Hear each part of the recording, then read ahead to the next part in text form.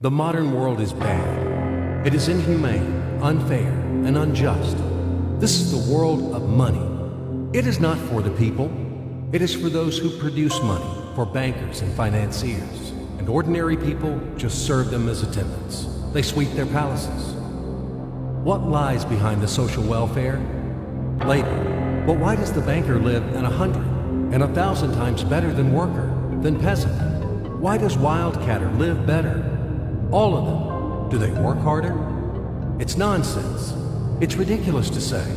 They do not even produce anything. No material values. But why? Don't you know? Moreover, perhaps you wonder with all sincerity now, reading all of this. Well, banker and worker, simple hard worker like me or my neighbor Johnny? It cannot be compared. Banker is a bank. Money, relations, and contacts. But who are we together with Johnny? Nobody. Naturally, the banker lives better than we do. But there is nothing natural here.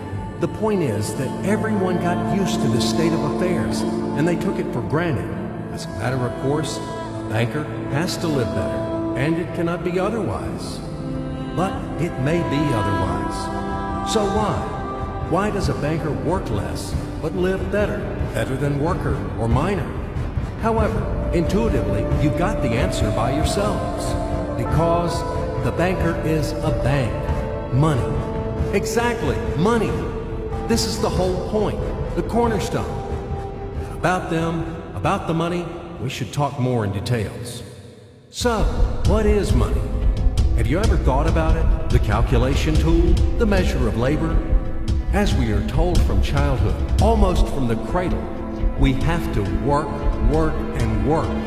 The money won't fall down from the sky. They should be honestly and hardly earned, etc., etc., etc. Sounds familiar, doesn't it? Familiar and nauseating. Say it, by the way, to Abramovich, who honestly and hardly earned all his billions. Just for fun, say it. How to earn money honestly. You will laugh to death. Yes, we have to work. But what should we expect in the end? A small pension and half-starved old age? Poverty. You have spent all your life working on some oligarch. You have been taken away all your power, energy, and health. You've been squeezed like a lemon. And after that, you've just been thrown into the dustbin as the fulfilled material. Is this necessary? But this is the reality, horrific reality of modern society.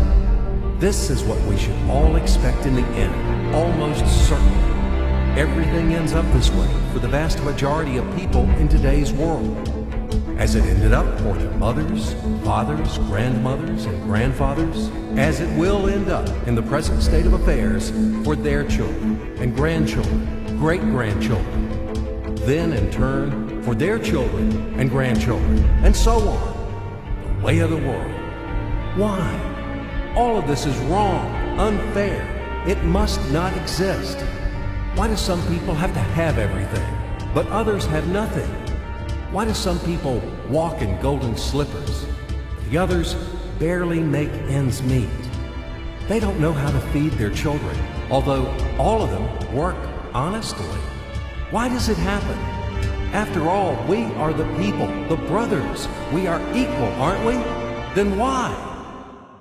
Because there is a lie around us. A huge, continuous, monstrous lie. Do not believe anything that is broadcasted daily on TV by satiated and well-groomed masters of life. And people are not equal. And the money is not even a measure of labor. All of this is an insolent and shameless lie. Lie, lie, lie, and lie once again. It is the news which is hung on your ears. Why do they do this? Just to make it easier to manage people. So you are oligarch now, or even an ordinary worthless deputy. Are you equal with others? In what? You live in a different way, eat in a different way, and rest in a different way. In one day, he spends more than you spend in a year. His wife doesn't even get out of Kosovo. And yours? He is treated in the best Swiss clinics. And what about you? His children? and yours. Have you compared? Well, where is your equality? Perhaps you are equal in rights, aren't you? Oh, I forgot about the rights. As it is written in our Constitution, isn't it? By the way, there are a lot of things written on the fence, too. Nice and intelligent things. Read in your spare time. You will be inspired by these things. And what kind of equal rights do we have with the oligarch or the banker? I'm just curious. Right to work? Well, we have such a right in our country. Nobody argues. Work hard for the benefit of...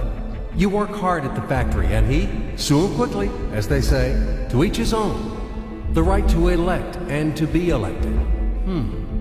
Well, you can elect, of course. You're welcome. Just vote. No matter how people vote, most important, how these votes are counted. And what about to be elected? Are you going to be elected somewhere? Do you have the money for that? Gold reserve for the election campaign? No? So breathe smoothly and relax. Come back to your factory. Continue to work hard. And do not rock the boat. The feast of life is not for you. It is for those who are more equal than you. What else is there?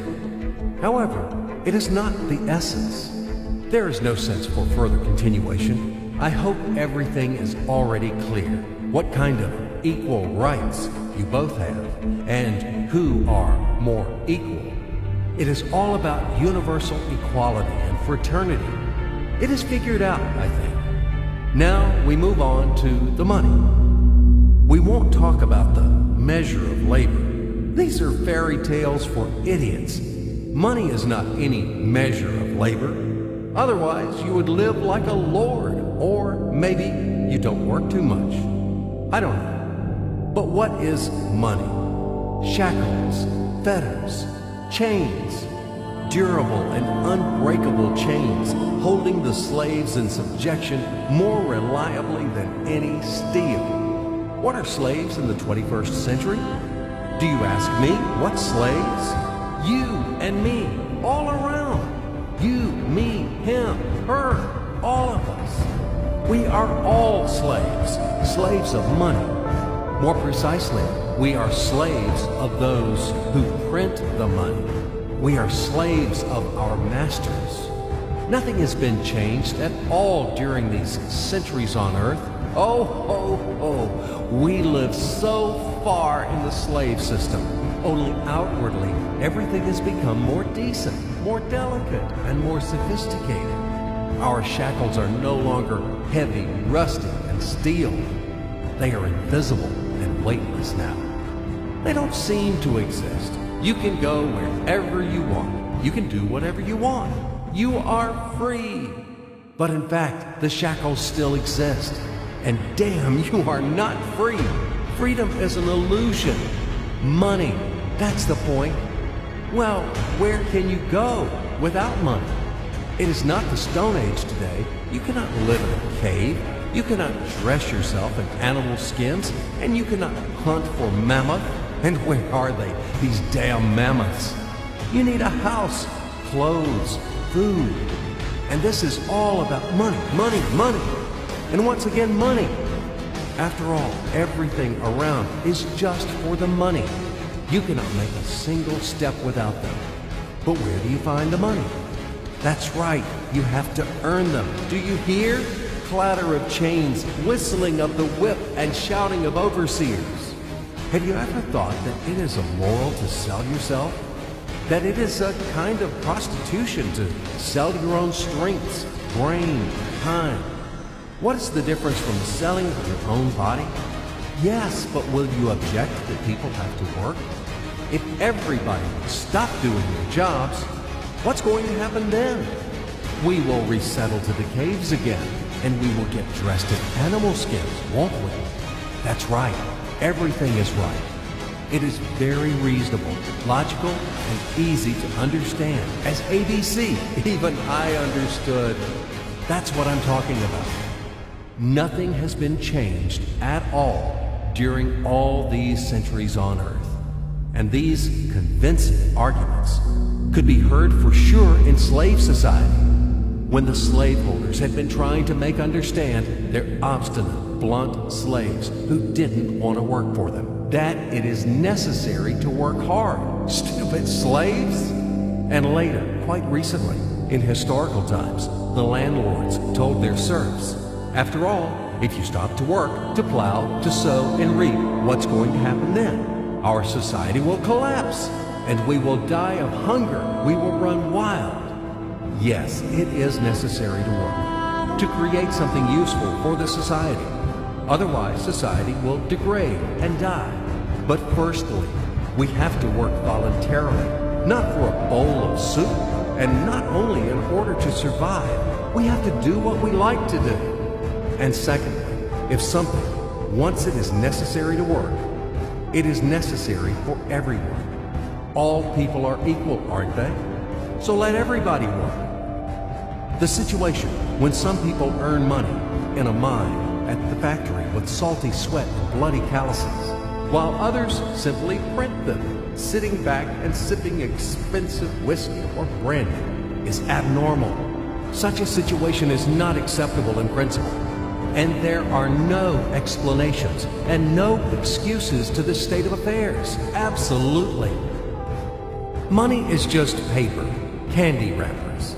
They are not backed by anything tangible, and according to that, money is simply drawn. Sorry, is printed. And these candy wrappers are distributed among the slaves as wages for labor. When the slaves are given an extra wrapper, it means their salary is increased, and they are happy. Are you shocked? Alas, c'est la vie. It is our bitter reality. How is the financial world organized? It is a pyramid. The Fed, U.S. Federal Reserve System, is at the top. The Fed prints dollars. How much? As much as it wants. Of course, Fed adheres to some of its own internal rules and regulations. It tries, for example, not to print too many dollars to prevent complete devaluation of the currency, etc., etc. But in principle, Fed can print as many dollars as it wants. At least, there are no external limitations for that. Absolutely, the U.S. Fed is guided solely by the reasons of expediency. The lower levels of the global pyramid are the central banks of different countries. All other local national banks are situated on even lower levels. Of course, all of this is slightly simplified, but in general, everything corresponds to reality and reflects overall picture. Why do we need banks? Speaking figuratively, banks play the role of blood vessels in the social organism. Through these vessels, the money, blood, from the heart, the central bank, enters to all its organs. Money, blood, wash these organs. They bring life to them. It's not me. You can find this information in any textbook on economics. In which connection dollars are mentioned here? In what relation does the Fed have to us, sinners? The most direct relation to us, I'm telling you. After all, dollar is the global currency. Don't you know this? Let's say Russian Central Bank, one little proud bird, cannot print rubles without permission of U.S. Fed. Absolutely not. As soon as Russia supplies oil and gas to the USA for $1 billion, it is a wagon of colored pieces of paper with pictures of great American presidents. Then, Russian Central Bank will be allowed to print rubles in the amount of $1 billion with a clear conscience. This is the only way. Otherwise, Russia will be expelled from the IMF, and in general, the ruble won't be a freely convertible currency. But let it be. This is the topic for another conversation. Check my site later. Do not get distracted. Let's come back to the pyramid. Well, okay, the blood vessels wash. All of this, of course, is wonderful. But the main question is, why does the banker live better than worker? We still have no answer. So what that he has blood vessel?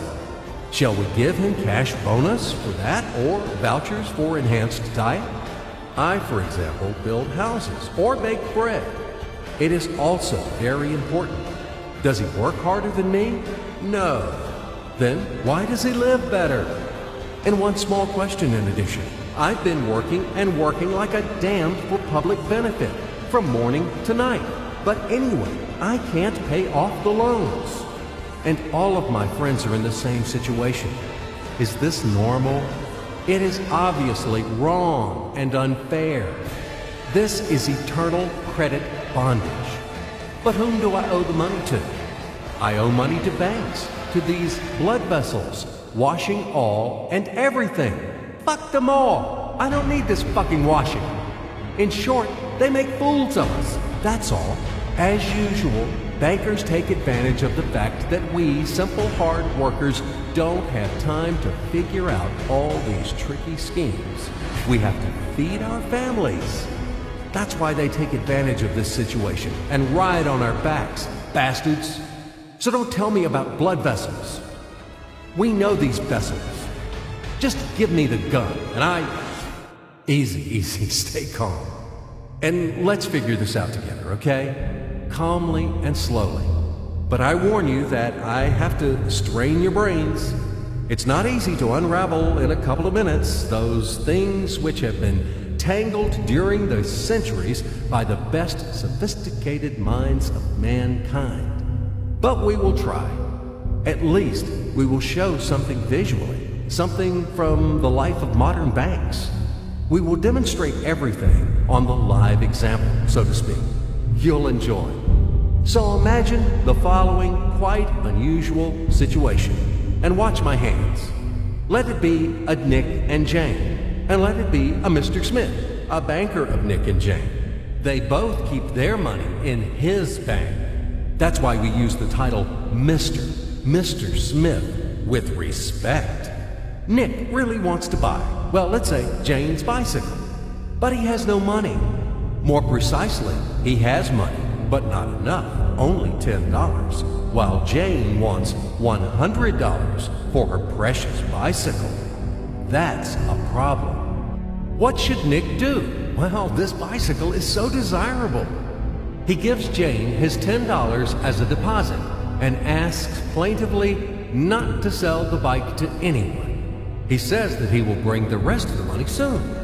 At the same time, he runs to his bank, to the respected Mr. Smith, to get a loan for the missing $90. As ill luck, Mr. Smith has no money at this moment, but he knows perfectly about $10, which Nick gave to Jane. And where will Jane bring his money to? That's right. She will put these $10 in her lovely bank to the same Mr. Smith. Therefore, Mr. Smith asks Nick to come back tomorrow in the hope that tomorrow he will get these $10. And everything happens this way. The next day, Jane brings $10 to the bank. The bank provides Nick these $10 on credit. Nick immediately gives them to Jane. She again puts them in a bank. The bank again provides Nick these $10 on credit, etc. As long as Nick the fool will gather enough money for the bicycle. Don't you get confused yet? Be patient, I told you. These demons have been trying to confuse you during 1,000 years. These damn economists and financiers. But anyway, we will figure everything out. So what do we have in the end? Nick finally got the bike from Jane. Wow! But at the same time, Nick owes $90 to the bank, Mr. Smith. And the bank, in its turn, owes $100 to Jane. In other words, those $10, which existed initially, have magically turned into $200, $190 of debts plus real $10. But these $10 would also turn into $1,000, even in a million or a billion, if Nick would make a more expensive purchase. In this case, our $10 would make the increasing number of its cycles, circuits from hands to hands. That's it. So, what happens in today's world? SOS! It appears that banks also make money out of thin air and multiply them. Not only Fed can produce money, but banks either. In short, everybody can do this, except you and me. We are not in the business at this celebration of life. I would like to print or draw some money as well. In fact, these banks multiply money without any control. And we're still wondering why the banker lives better. What are naive fools are we? Now it is clear why. The one who produces the money, of course, lives better. But this is not enough. From this moment, poor Nick will never be able to repay his debts owed to the bank, no matter how hard he would work. Silly Nick doesn't know it yet, that he's in slavery to the bank, in credit bondage forever, because those $90 which he owes to Mr. Smith do not exist in nature at all. Sly Mr. Smith made his money out of nothing. He created them out of thin air, just one click. And $10 turned into $200. Yes, but you can object reasonably that the bank itself owes $100 to Jane, and it turns out that bank is in credit bondage to Jane, and it won't be able to repay its debts owed to Jane either. So where is the bank's profit? What's the trick? Ha! You ask what the trick is. The trick is in the fact that bank has a lot of such Janes, thousands and millions, and they will never come for their money all at once. If one Jane comes, the bank will return her the money of 10 other depositors. That's it. It means that the bank's debt is not dangerous and not burdensome. In fact, bank's debt is virtual. It exists only on the paper or in the computer program. It will never be repaid in reality, only in case a panic happens, when frightened depositors suddenly will come for their money all at once. Or maybe, do you know any other reason why banks go bankrupt from time to time? Here's why. Because there are not enough money for all depositors. There is 90% of thin air in the bank vaults. Just a lilac fog. Thus, bank is okay. It blooms and smells. We don't need to worry about it. But our Nick has serious problems now. He has to repay all the debts owed to the bank, completely, with interest and penalties. You know this. He will be forced to take a new credit in order to repay the old one, then again the new line, and again, endlessly until his death. There is no way out of this credit running knot. It does not exist in principle. That's it. Trap slam. Now Nick is perpetual debtor of bank. He is a slave. From now on, he will work for bank until he dies. But he still won't repay his debts. After his death, his children and grandchildren will work for this bank. They all are future slaves of the bank. More precisely, they are slaves of this monstrous and cannibalistic global financial system, which spawned this ruthless and inhumane mechanism which must be destroyed finally. Financial apocalypse. It can break our financial chains and can save all of us. It can finally release us from centuries of slavery. All the old will be burned completely in purifying flame of apocalypse, and the new will be established. The Federal Reserve will be burned, and the wind of change will dispel the ashes of Fed, of this damned insatiable octopus, spider, enmeshed the whole world with its sticky financial nets. Banks in their current form will be razed to the ground. They do not wash anything. Do not believe this bullshit. They bring death to all living things. They suck our blood. Banks are parasites on the healthy body of the society. Mites inflated from our blood. They are voracious and insatiable leeches, clung tightly to us. What do they actually do useful? Do they give loans at their extortionate interest? Actually, why do banks charge you interest on loans? Have you ever thought about it? Usury has always been condemned and despised at all times and among all nations. And now it is the norm. An entrepreneur gets a bank loan. For what do they charge interest on it? He wants to create something useful for the society, for the whole society, including the bankers. He has to be encouraged and given privileges for that, instead of stripping off 3 skins from them. But today's banks were created not for that. The interests of the society are not important for them. Banks take care only about their own financial profits and benefits. They don't care about the people. Today's banks are faithful servants of the Federal Reserve.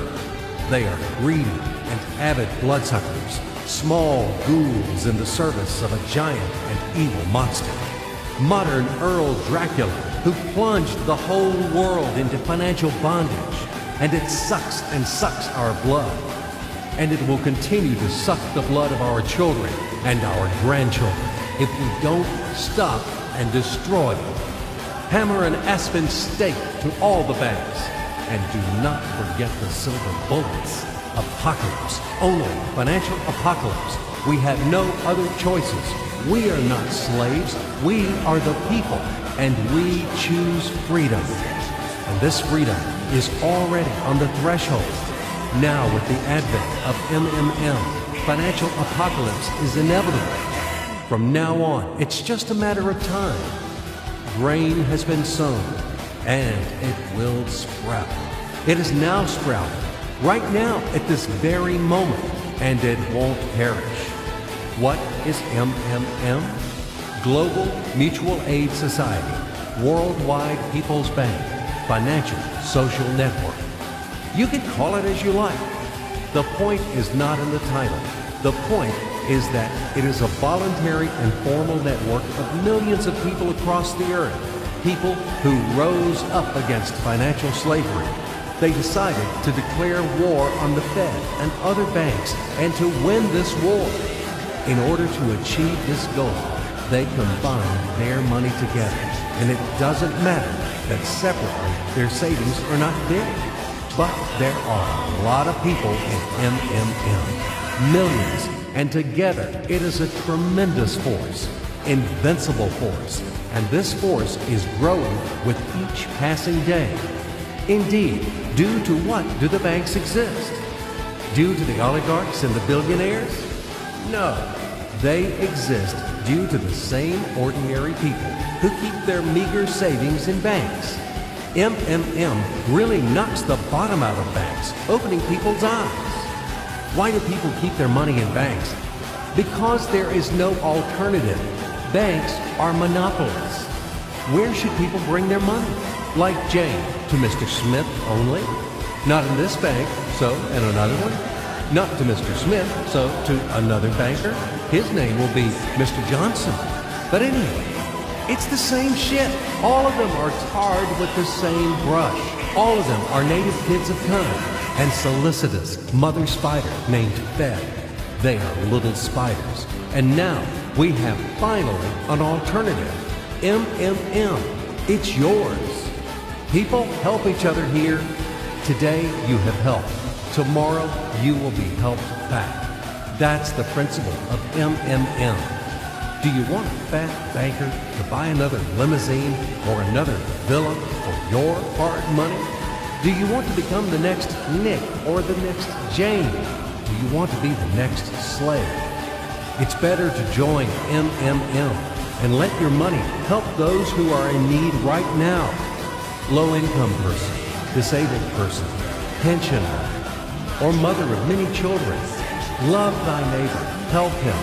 MMM is a kind of giant common savings where all the people put their money in, and then they take them back as much as needed, as much as they need at this very moment. They do not seize, but they just take.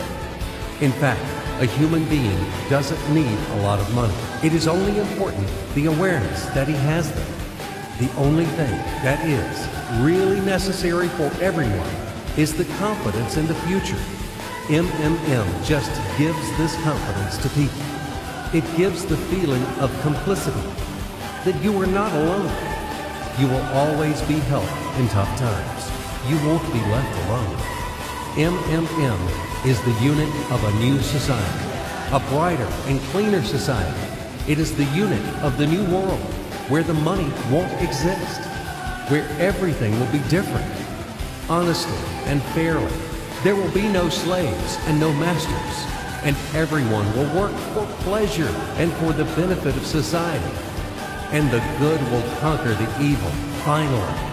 Everything will be in that new world. Certainly. Welcome to System MMM. SergeyMavrodi.com. We are waiting for you. We can do a lot. We change the world, and we will change it. Everything will be MMM. Financial apocalypse is inevitable.